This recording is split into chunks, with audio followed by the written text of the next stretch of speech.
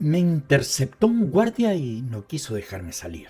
Me testeó la frente con un termómetro de luz y me preguntó si me sentía bien. Sí, bien, le contesté. Tiene fiebre. Puede que esté infectado y así no lo puedo dejar ir. Pero ¿no es acaso al revés? Si estuviera infectado, no debiera dejarme entrar. Tiene usted razón. No lo puedo dejar entrar, como también no lo puedo dejar salir. Se debe quedar en el umbral. ¿Y si se me pasa la fiebre? Entraríamos en un problema. No sabría qué hacer. ¿Hasta cuándo tendría que estar en el vano del umbral? Por favor, no me haga complicado mi trabajo. Yo solo cumplo con mi actividad. Más allá de eso, no sé nada. Es decir, usted no es un guardia especializado. No, solo aprendí a ver la temperatura y a decir pase, no pase. No es difícil, pero para serle sincero, a mí me costó adaptarme a esta tecnología. Este termómetro tiene varias lucecitas, es como un semáforo de la calle. Tiene tres luces, verde, amarilla y roja. Cuando prende la luz verde, debo decir pase y la persona pasa. Cuando prende la luz roja, digo no pase y quédese aquí o retírese.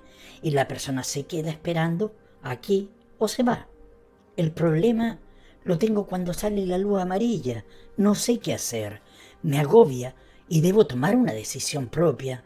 La primera vez que me ocurrió fui donde mi jefe. Después de contarle mi problema, él puso cara de preocupación, entornó los ojos y se llevó la palma de la mano derecha al mentón. Con su dedo índice se dio golpecitos en los labios y luego me dijo sonriente: sabemos que cuando sale la luz amarilla es un verdadero problema. En ese momento usted debe usar el sentido común. ¿Y cómo uso el sentido común? Piense, piense. Puede preguntarle algo al individuo y dependiendo de lo que conteste, usted permitirle o rechazarle la pasada. Una vez en mi puesto de vuelta, no volvió a suceder que prendiera la luz amarilla hasta ahora. Estaba tranquilo, sentía que cumplía mi trabajo perfectamente. Incluso pensaba que yo había nacido para este oficio y que lo ejecutaba con abnegación religiosa. Tanto así que de tanto en tanto hacía girar el termómetro en su gollete alrededor de mi dedo índice como si fuera un revólver de algún vaquero del lejano oeste. En fin, llegó usted y prendió la luz amarilla de este aparato. Inmediatamente me puse nervioso. ¿Qué pregunta le hago?, me dije a mí mismo. La temperatura marcaba acercándose a los 40 grados Celsius. Su mascarilla estaba bien puesta. Tenía que actuar rápido y me acordé de un cuento de Mario Benedetti que leí hace mucho. Era de un hombre que aprendió a ladrar como un perro. Y en el diálogo que tuvo con su perro, este último le replicó que ladraba bastante bien, pero que aún mantenía el acento de los humanos. ¿Podría usted ladrarme, por favor? Le ladré. La luz siguió amarilla. Molesto por esta situación, le mordí una nalga y me fui corriendo. En la calle me acordé de Mario. Tantas bellas canciones, poesías y cuentos. Decidí ir a verlo. A él lo entrevistaría. Saqué mi teléfono del bolsillo.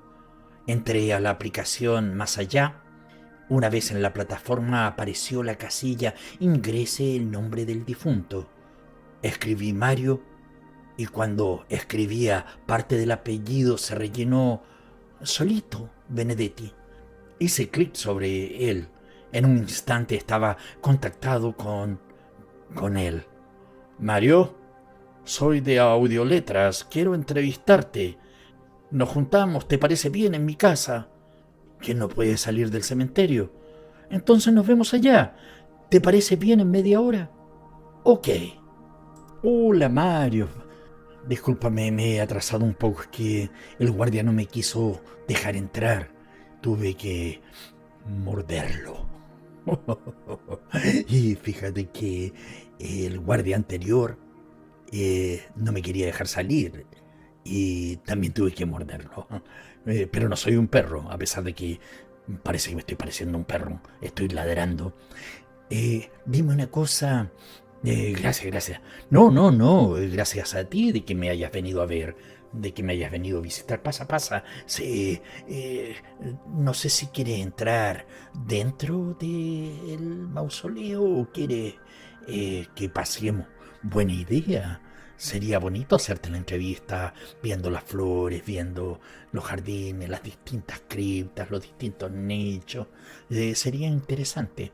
Bien, bien, bien, bien. Y bueno, ¿entrevista de qué? A mí me han hecho muchas entrevistas en la vida. Oh, me imagino que sí, pero esta es una entrevista para audioletras. Aquí quiero contar básicamente a grosso modo lo que es tu vida y bueno, y también a grosso modo las obras que has hecho. Ay, ¿cómo me dijiste que se llamaba el canal de YouTube? Audioletras. Audioletras. Qué interesante. Bueno, yo de YouTube no entiendo nada. Bueno, pero haz la entrevista. Te voy a hacer preguntas generales, las típicas preguntas que normalmente, bueno, tú entenderás que nosotros los periodistas hacemos a nuestros invitados. Bueno, yo no soy periodista, soy simplemente un aficionado, soy, como te dijera, alguien que creó un canal, eh, bueno, había creado otro canal. El primer canal empecé a leer libros y me leí una cantidad de libros así impresionante. Bueno, los leía en voz alta para que toda la gente tuviese acceso a los libros. Y cuando me contacté con los de YouTube, los coordinadores de YouTube, me dijeron que no se podía monetizar porque consideraban de que yo estaba, que no estaba aportando nada educativo. Entonces dije, ah, ya, bien, bueno, paré de leer, pucha, y lo siento porque habían tantas personas, tanta gente linda que se acercaba a mi canal, se había suscrito a mi canal, y bueno, entonces decidí hacer otro canal, pero este otro canal ya no era leyendo, sino que simplemente repasando a todas aquellas personas que había leído en algún momento determinado. Eh, Tratando de hacer de que estuvieran presentes y poder decir o manifestar de las obras que ellos habían escrito, compuesto. Y bueno, y hoy día me estaban contando una historia que tú escribiste, un cuento que tú escribiste y me gustó. Y por eso te hablé del perro. Entonces lo que yo quiero hacer ahora es entrevistarte, es hacerte presente dentro de tanta gente que te quiere, que te estima, que te recuerda. Y como entrevista empiezo con lo más simple, con el nombre. ¿Cuál es tu nombre? Oh, mi nombre es un poquito largo. Tengo 5 nombres. No me digas. Pero bueno, te quedaste con el primero o con el segundo. A ver, cuéntame, ¿cuál es tu nombre? Me llamo Mario Orlando Hardy Hamlet Breno Benedetti Farrugia.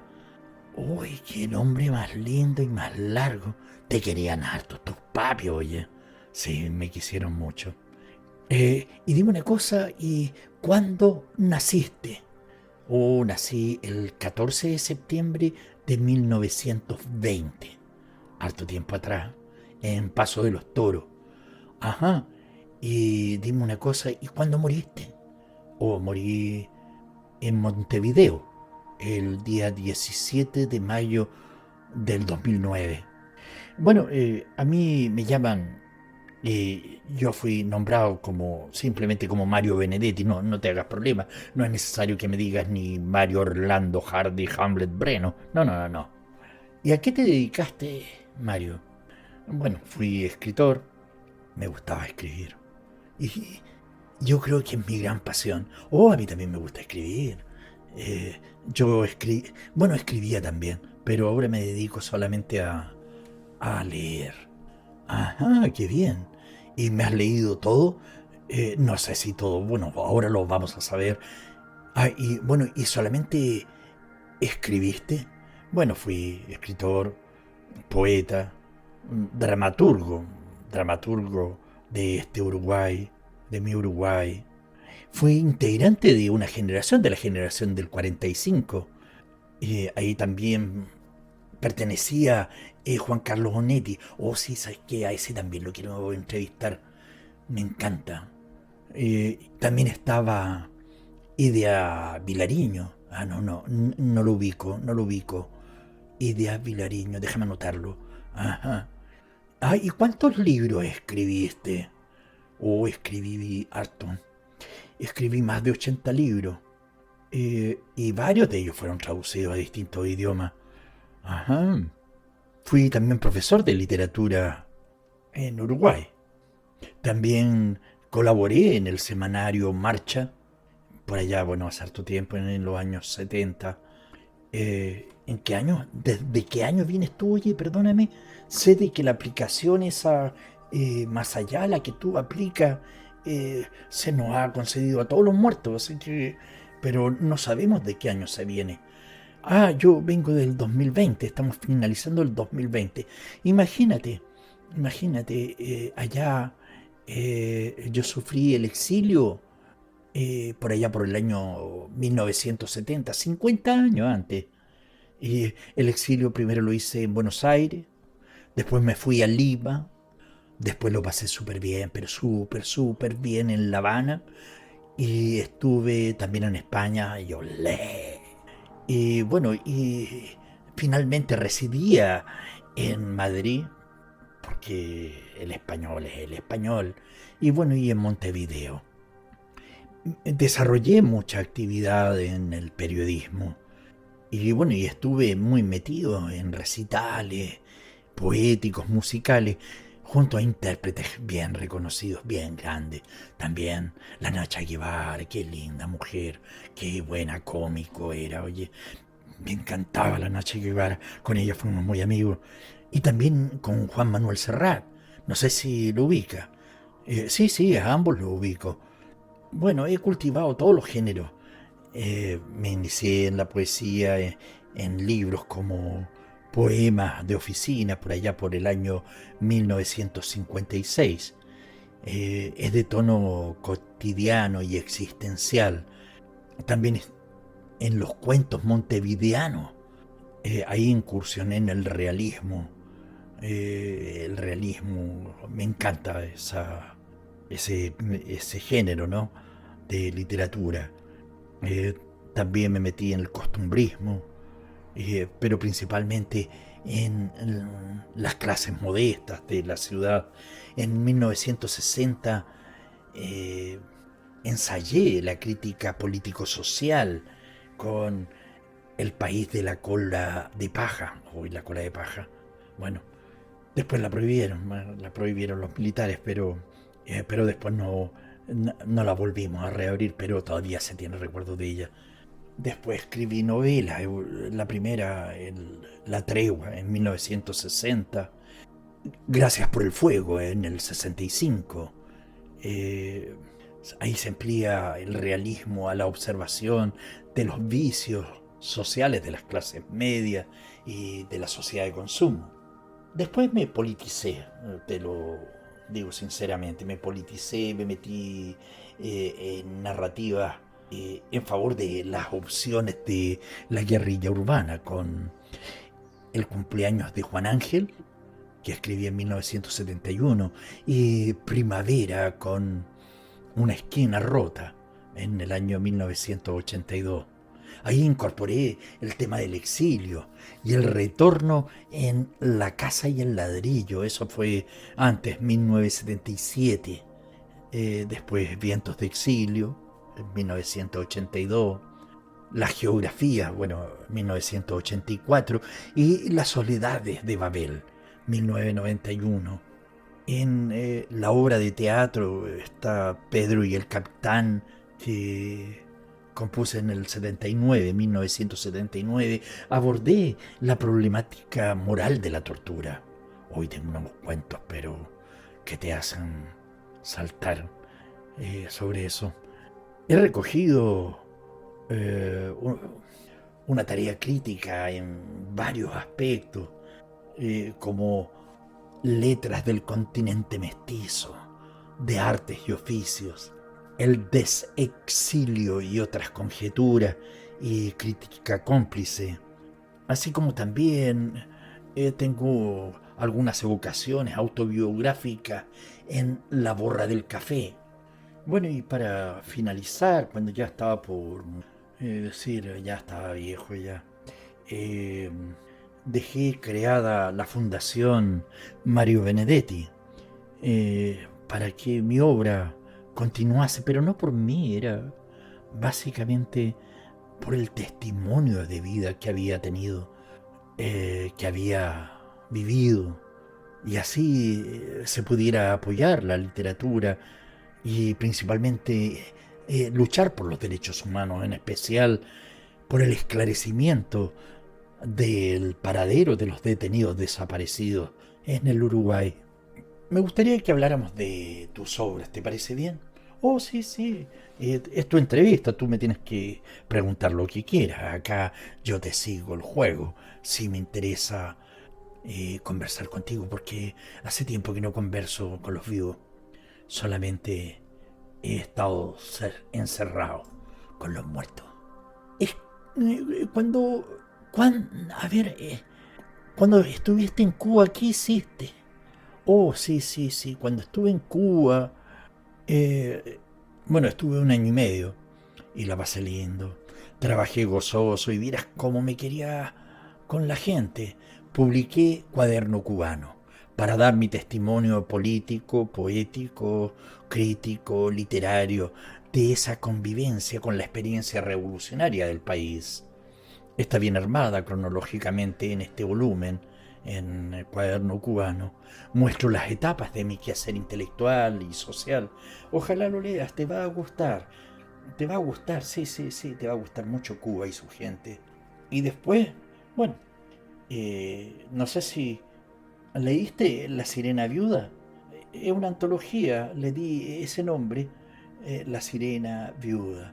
Seleccioné algunos cuentos de los libros montevideanos de 1962, La Muerte y otras sorpresas, 1968, Con y sin nostalgia, 1977, Geografía, 1984, y Despiste y Franquezas, 1989, El amor en toda su forma. Ah, me encanta hablar del amor, qué lindo es el amor.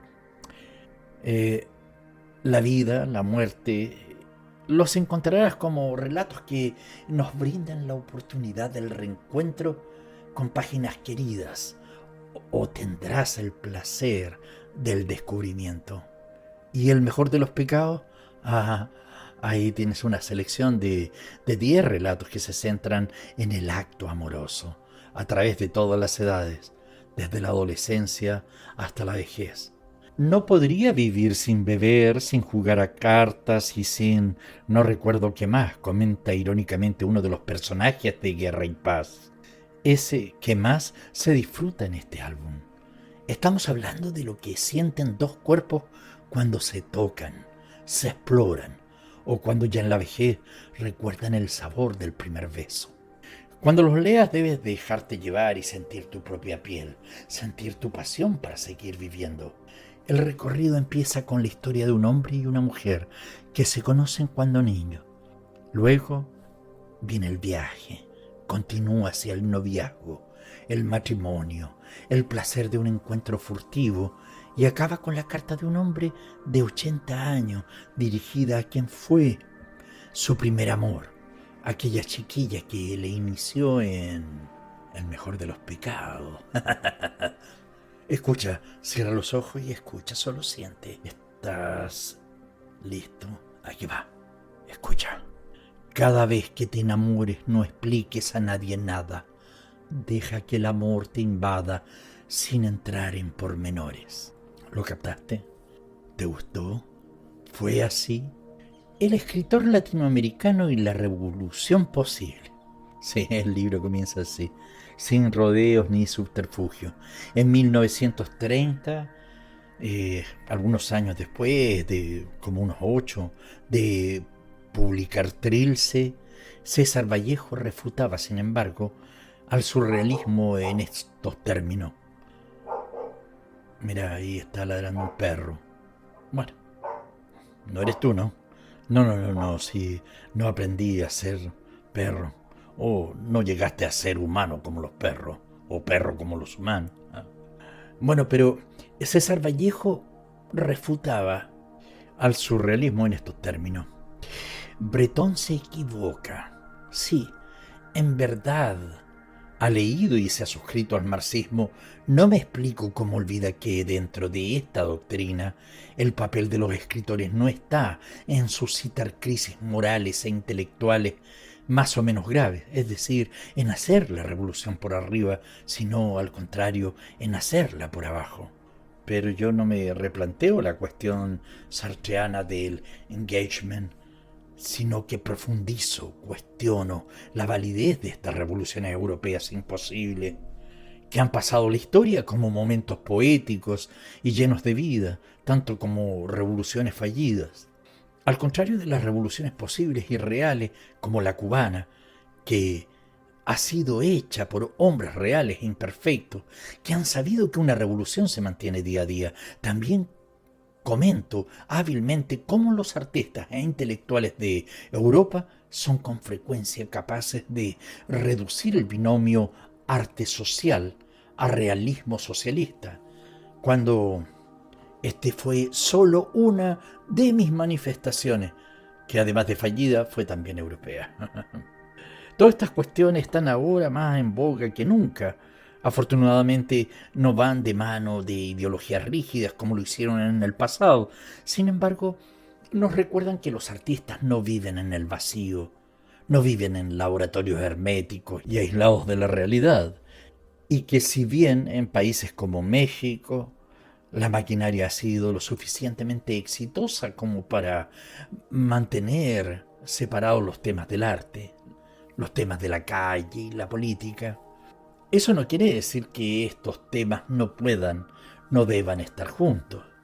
Para quien lo haya experimentado, el arte en México tiende a la facultad de estar alienado, aspirando antes que nada a estándares industriales y comerciales ISO 9000 con calidad de exportación que a generar comentarios relevantes al contexto del país.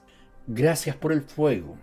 Esta historia de ignominia y de muerte es también la crónica de una impotencia colectiva, una profecía esperpéntica confirmada por la cruda realidad. Desemboca en el asesinato del padre como rito purificador. Gracias por el fuego es una novela que supera los tópicos para inundar de vida y aprendizaje la experiencia del buen lector. Preciso y rotundo, indispensable, el libro explora los reductos de fortaleza y los abismos de vulnerabilidad que yacen en lo más hondo del corazón humano. Antología poética. Oh, me gusta la poesía. Échale una mirada a mi antología poética. Vas a encontrar varios poemas. Se han convertido en canciones populares. La voluntaria aproximación a la prosa. La construcción de una épica de lo cotidiano, propiciada por la incorporación de lo social y lo político. El amor y el humor son algunos de los temas. En andamio. Bueno, eso tiene que ver básicamente con la estructura, lo que queda del propio país, en la memoria y en la idea presente, y principalmente cuando se regresa tras un largo exilio.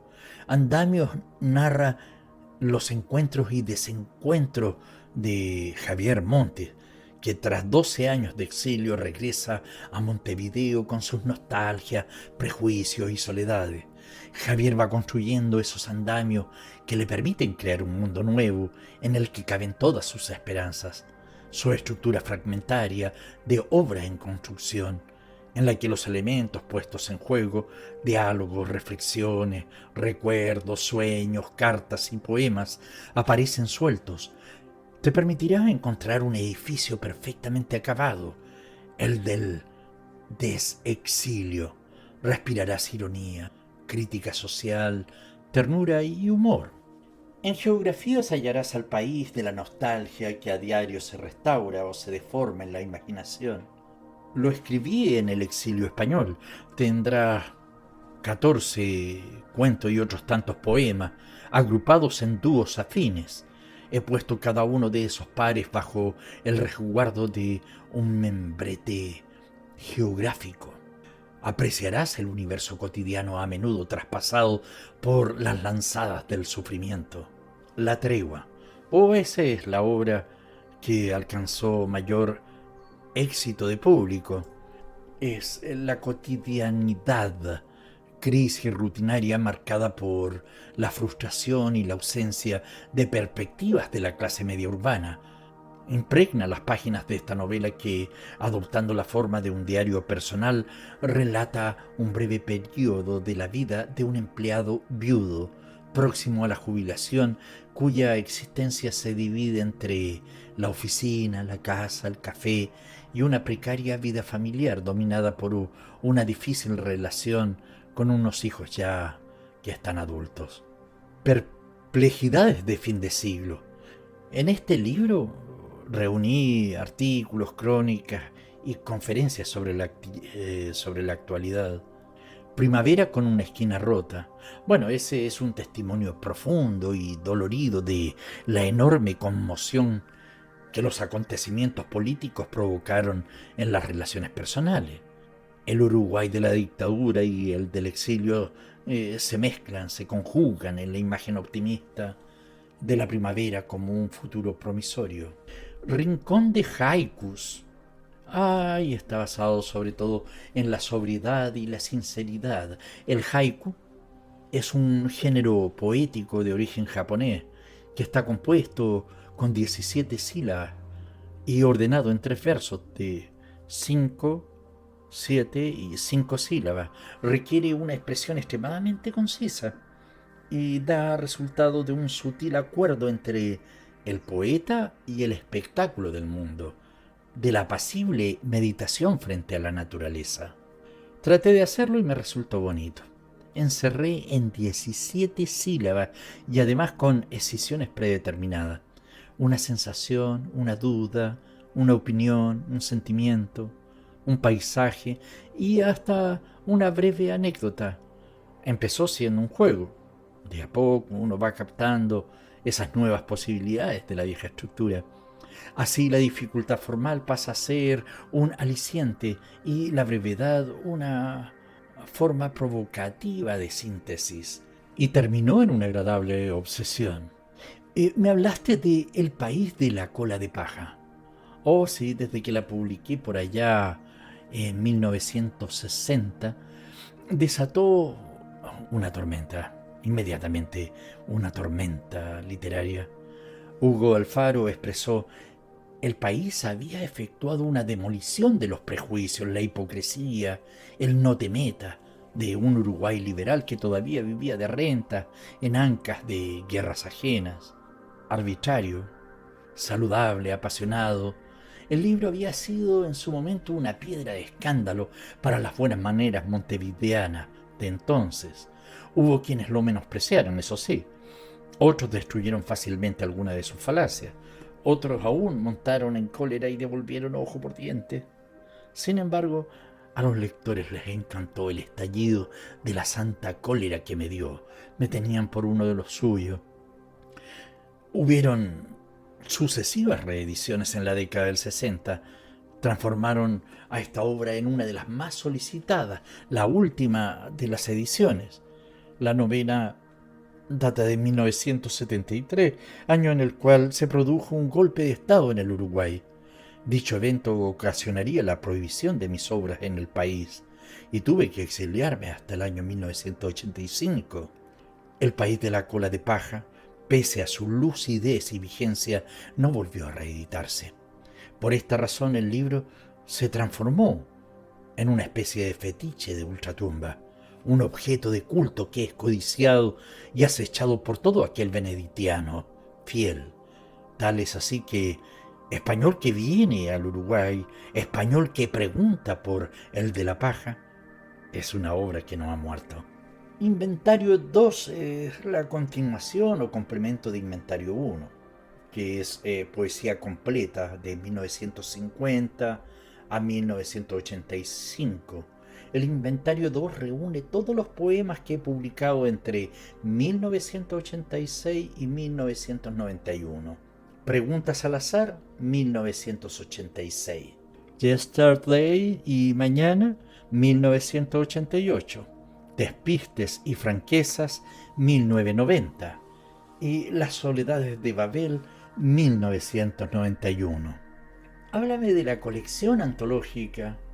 La colección antológica de poesía social está dedicada a la divulgación de una poesía crítica, que con diversas denominaciones, poesía social, poesía comprometida, poesía de la conciencia, poesía testamentaria, etc., se caracteriza por centrar su temática en los seres humanos, bien sea para ensalzar sus valores genéricos o bien para denunciar los atropellos, injusticias y abusos cometidos por quienes detentan el poder, en cualquiera de sus formas.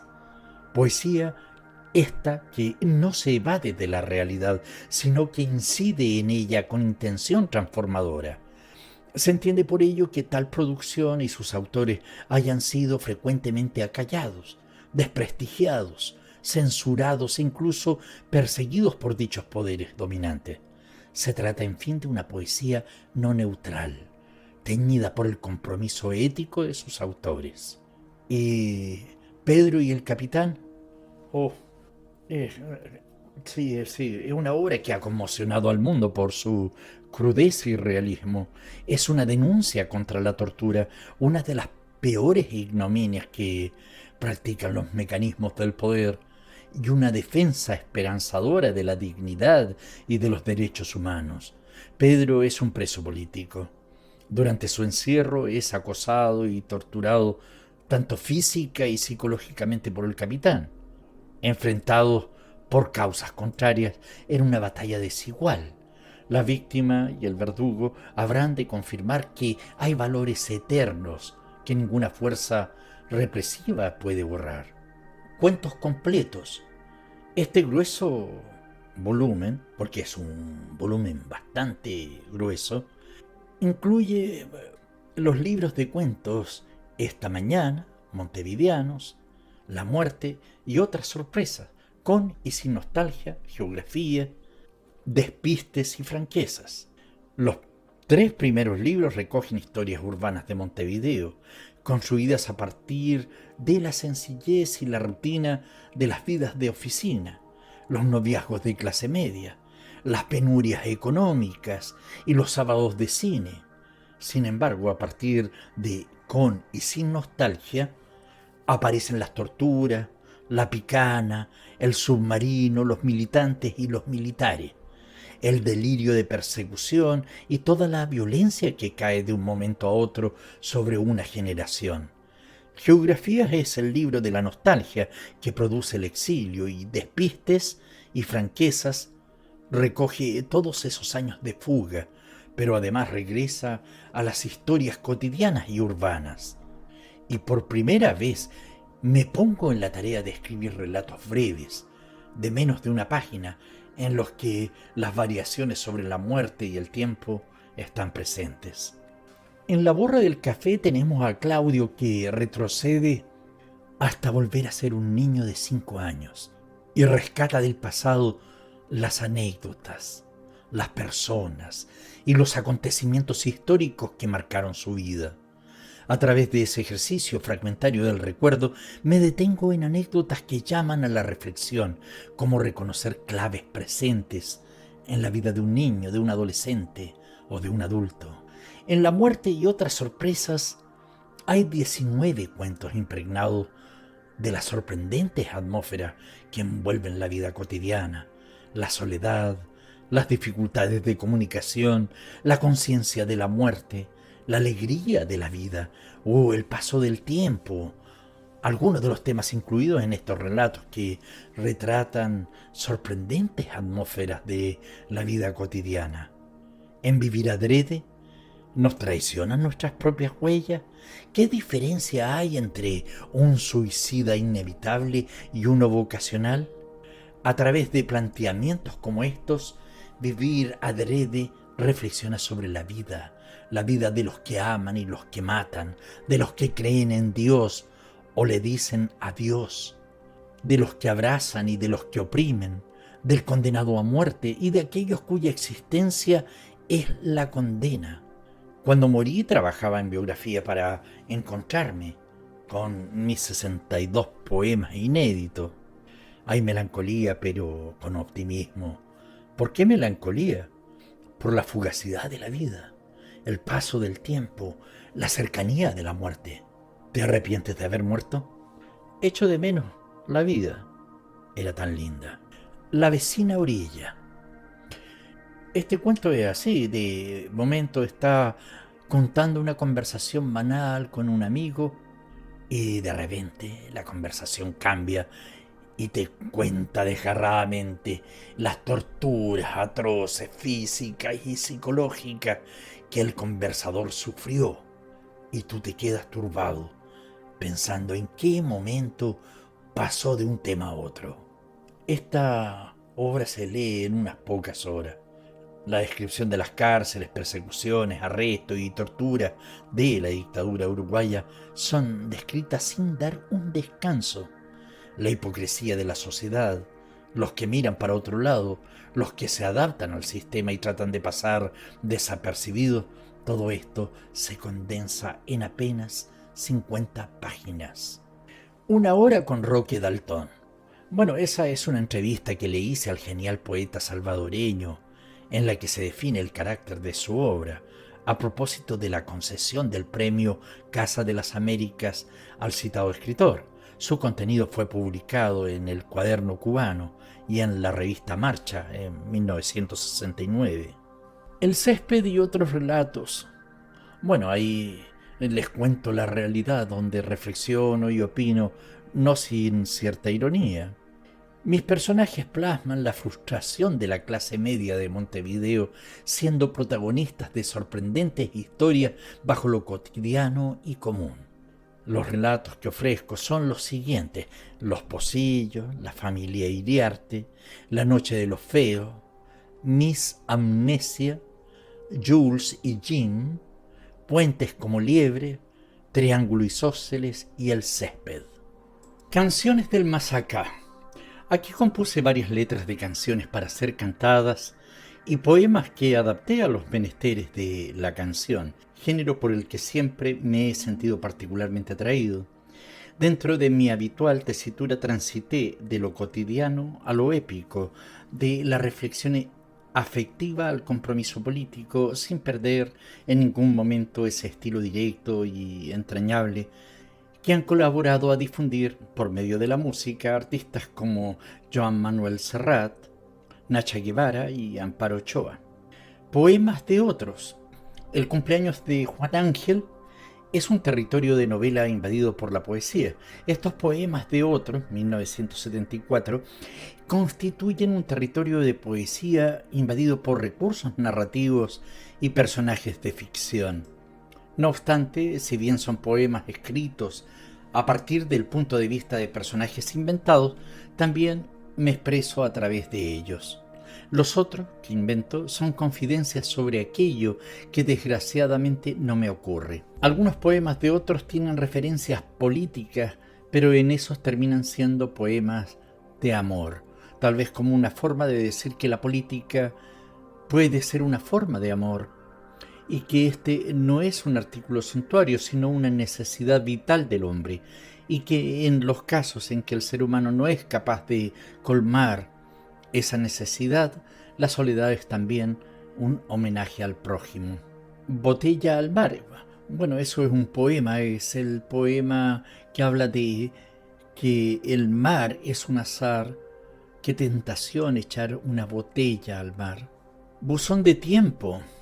El conjunto de cuentos que compone Buzón de tiempo recorre las diferentes formas del encuentro, el recuerdo nostálgico de un amor perdido, los rumores de otras épocas, las llamadas sin respuesta, la identidad dolorosamente recuperada, los espejos que envejecen las imágenes, la inminencia de la muerte, el regreso de la conciencia con máscara de fantasma y los guiños compartidos, el fútbol, el cine, Biglietti, el subcomandante Marcos. Aquí revela el mundo ya como poesía, ya como trampa y siempre como promesa. Convoco a la emoción original apelando a los mejores recursos, el humor más inteligente, la ironía más punzante, la ternura más conmovedora. Es este un verdadero mosaico de emociones dibujadas entre señales de humo, naufragios, sueños y cartas arrojadas al centro del corazón, el mejor remedio para los incurables de soledad. A modo de cartas, dejo huellas cómplices de lecturas, dejo mi brújula con la advertencia de que el norte es el sur y viceversa, dejo mi calle y su empedrado, dejo mi esquina y sus sorpresas, dejo mi puerta con sus 4 llaves, dentro de mi umbral con tus pisadas tenues. Con y sin nostalgia.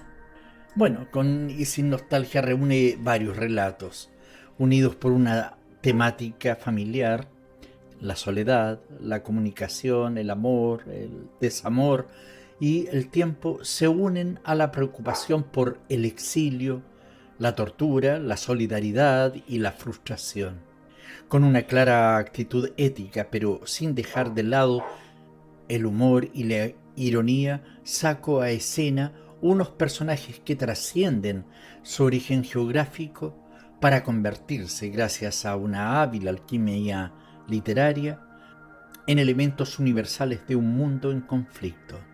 Cotidianas. Bueno, aquí tienes que cerrar los ojos y escuchar. Es para que lo cierre toda la comunidad que te escucha. Sí, sí, te voy a recitar algo. Ok, cerrad los ojos y escuchad. Nos recita Mario Benedetti. ¿Listos? Ok, puedes comenzar, Mario. La noche fácil y aparentemente sagrada, o mejor dicho, el abismo de la noche. No es como otros abismos, tiene fondo. Su tálamo de niebla o relente o fango acoge escarabajos desamparados, ronquidos de mal tiempo, sobornables insomnios, labios absueltos que se reconcilian, despistes y franquezas. Un libro que resume mis modos de escritura, al tiempo que constituye una suerte de conversación privada con mis lectores de siempre. En él se reúnen relatos, poemas, grafitis, viñetas, varias sobre esos aspectos de la realidad que siempre me han cautivado y que han hecho de mí uno de los escritores más leídos. Despistes y franquezas es así el complemento indispensable para todo conocedor de mi obra y el comienzo ideal para quien quiera adentrarse en mi escritura y en mi visión del mundo. Crítica, ternura, denuncia, pasión, amor e historia aparecen en mis páginas. El amor, las mujeres y la vida. Estos poemas demuestran sobre todas las cosas la fuerza de las mujeres y de ese antídoto de la muerte que ellas solas poseen, el amor. El cumpleaños de Juan Ángel. El cumpleaños de Juan Ángel es una novela en verso.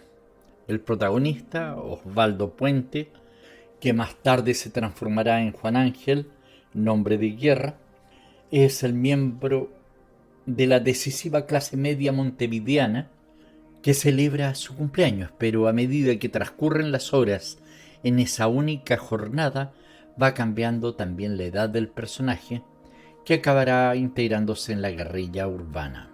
La brevedad de la obra, su transparente simbolismo, la belleza del lenguaje en que está escrita, la rabia y la indignación que subyacen bajo el humor del primer término, convierten al cumpleaños de Juan Ángel en una pequeña joya literaria. El porvenir de mi pasado. Fui una botella sin mensaje echada al mar, o tal vez una primavera que avanzaba a destiempo. Tengan cuidado, en las páginas de este libro habitan inquietos fantasmas, se disparan revólveres y sueñan los sueños, y ante todo, viven mujeres y hombres que, como una vela temblorosa, oscilan entre la luz y la sombra, Aquí no he escrito un libro de relatos, sino una obra completa, cuyo argumento no es otro que la vida. El porvenir de mi pasado es un libro para todos los lectores, porque todos guardamos secretos, porque todos hemos sido niños y seremos viejos, porque todos dudamos de la realidad de los sueños, porque todos escondemos nuestros pensamientos más oscuros. Esta mañana y otros cuentos. Ambientados en el medio urbano de Montevideo, los 9 cuentos de esta antología, seleccionados por mí, giran en torno a la cotidiana peripecia de la pequeña burguesía ciudadana, funcionarios públicos, empleados de banca o tenderos, que animan la vida de la capital y padecen la estrechez de sus horizontes, con una prosa cargada de ironía, sobria, precisa, producto de un sabio oficio y de una cuidadosa labor de depuración, logro trascender la individualidad de mis modestos personajes, inmersos en existencias grises siempre acechadas por posibilidades dramáticas, para ofrecer al lector un cuadro veraz y completo de la sociedad contemporánea. Contiene 1. Esta mañana. 2. Como un ladrón. 3. Hoy y la alegría. 4. Idilio. 5. Como siempre. 6. La vereda alta. 7. No tenía lunares. 8. José nomás. 9. La lluvia y los hongos. La casa y el ladrillo. Me parezco al que llevaba el ladrillo consigo para mostrar al mundo cómo era su casa. Eso es de Bertolt Brecht. ¿Con tu aplicación puedes contactarme con Bertolt? Por supuesto que sí, después de la entrevista, ¿te parece? Ahora recitamos la casa y el ladrillo. Bueno, coloquen atención, cierren los ojos si quieren para que escuchen la casa y el ladrillo. Cuando me confiscaron la palabra y me quitaron hasta el horizonte, cuando salí silbando despacito y hasta hice broma con el funcionario de emigración o desintegración, y hubo el adiós de siempre con la mano, a la familia firme en la baranda, a los amigos que sobrevivían, y un motor, el derecho, tosió fuerte y movió la azafata sus pestañas como diciendo: a vos yo te conozco. Yo tenía estudiada una teoría del exilio, mis pozos del exilio, pero el cursillo no sirvió de nada. ¿Cómo saber que las ciudades reservaban una cuota de su amor más austero para los que llegábamos, con el odio pisándonos la huella? ¿Cómo saber que nos harían sitio entre sus escaseces más henchidas y sin averiguarnos los fervores, ni mucho menos el grupo sanguíneo? Abrirían de par en par sus gozos y también sus catástrofes, para que nos sintiéramos igualito que en casa. ¿Cómo saber que yo mismo iba a hallar sábanas limpias, desayunos, abrazos, en Pueyrredón y French, en Canning y Las Heras, y en Lince, y en Barranco, y en Arequipa a 3600, y en El Vedado, y donde quiera? La vida ese paréntesis. La vida ese paréntesis es la culminación de mi obra poética. En este nuevo libro, 3 años después del olvido, está lleno de memoria. Transmito de manera emocionante mis continuas inquietudes, mis experiencias vitales, mis estimulantes recreaciones llenas de amor, de esperanza, de desengaños y rutinarias realidades que conviven en un mundo lleno de paciencia y asco. La soledad de Babel. Aquí la poesía es una crítica de la sociedad y de la vida impartida según 2 espacios temáticos: el amor como programación solidaria de la existencia y la historia como experiencia moral. Montevideanos. Esta mañana 1949, y Montevideano, 1959, son obras clave en mi trayectoria literaria. Dos recopilaciones que recogen mis relatos, los más representativos, los que más claramente me han definido. En la primera, soy muy joven, poseo un lenguaje propio, desde luego, pero también exhibo hasta con cierto orgullo literario las huellas de la influencia ajena, los testimonios de la tradición. Montevideanos, en cambio, expreso ya con toda exactitud la voz necesaria y personal, y constituye mi primer gran éxito en el campo de la narrativa. Noción próximo.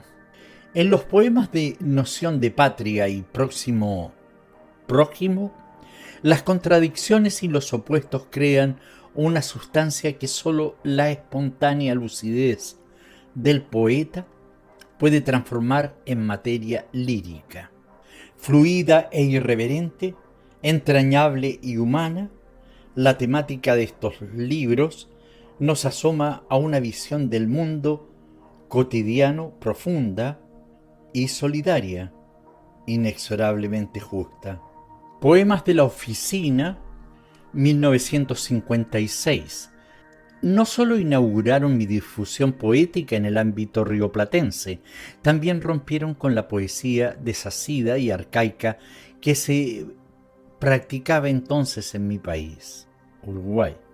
Para la crítica, Poemas de la Oficina es el libro más deliberadamente homogéneo y equilibrado de un primer periodo de maduración. Muchos de estos poemas han sido teatralizados o musicalizados y figuran en el repertorio de conocidos cantantes españoles y latinoamericanos. Preguntas al azar. Los 80 poemas y canciones que integran este libro fueron escritos en su casi totalidad durante 1984 y 1985. El volumen incluye asimismo varias letras de canciones. A esta es mi casa y Lento pero viene han sido musicalizadas por Alberto Favero e integran el actual repertorio de Nacha Guevara. ¿Quién de nosotros? Fue mi primera novela y su aparición se dio en 1953. En ese entonces fue celebrada por la crítica uruguaya, que calificó la obra como el libro más prometedor que nuestra literatura de ficción haya producido en estos años.